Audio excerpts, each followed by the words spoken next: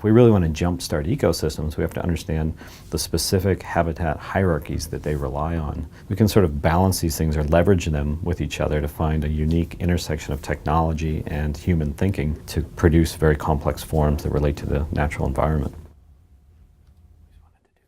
You're a movie star.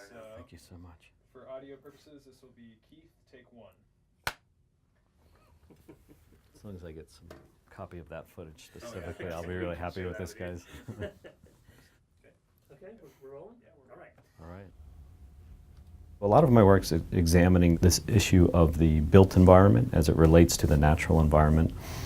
And are there ways that we can build architectural assemblies that transform the environment and increase diversity rather than decrease it? The mangrove ecosystem in South Florida, it's composed of 3 mangrove species, and the most kind of characteristic or recognizable one is the red mangrove.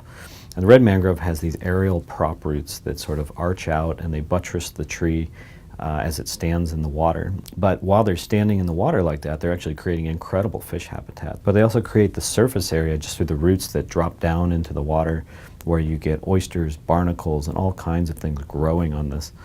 And those actually create more habitat, and then there's more food sources. And so these things just continue to diversify and improve the environment through that process. And once we've started to develop shorelines, we've completely collapsed what in some cases might be multiple kilometers deep of a transition from water to land into a single surface, which principally is a seawall.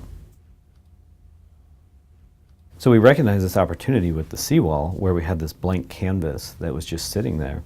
And what was really kind of almost comical to me was that nobody had thought of doing this before. So what we're trying to do is mimic some of those geometries or formal characteristics, and then ultimately some of the material properties of the mangrove, the oysters, and the shellfish that live on them. You know, these forms have a level of complexity that's very difficult to model either by hand or in the computer. And so what I've found is by using both techniques that I can actually accommodate a very complex form in a very measurable way of creating it. And ultimately we could prototype these things. We could build little mock-ups and look at them and understand how these things could actually occupy that zone. And just through that process we create hopefully recognizable environments to the native species to reproduce, to hide, take shelter, or to feed. And we're now testing that to see how effective we can actually be within that narrow band. There's a biologist I'm working with who actually dives and documents the walls. And it's also through that feedback between these different fields, the interdisciplinarity of the work, that I've learned a lot as an architect about designing for these environments. Well, when we talk about biodiversity in the built environment, we could talk about multiple scales of what that means. So, for example, at the scale of the seawall, we were looking at this edge condition that wraps most of South Florida's waterways. In the case of this project over at Spooner Hall, where we're renovating Weaver Courtyard, we're talking about networks across space. We're looking at how different pollinator gardens can contribute to each other to create a stronger habitat matrix. And so with the students, we've been looking at how do we adapt these ideas of biodiversity and the built environment into Lawrence, Kansas, but specifically this courtyard project. There was a lot of synergy actually with the project that I was working on with the students, as well as the exhibit that opened at Spencer Museum, which was the big botany exhibit.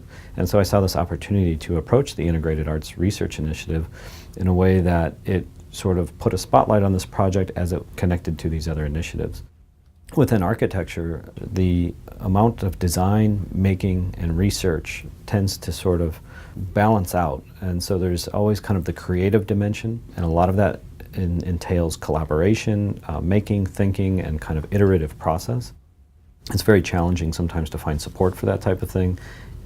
Even at the university level, where interdisciplinary thinking is very highly valued, it still hasn't completely dissolved the kind of boundaries that we've created among disciplines. And so I saw the IARI as a unique space to work within and get a bit of spotlight on what I value very highly in my work.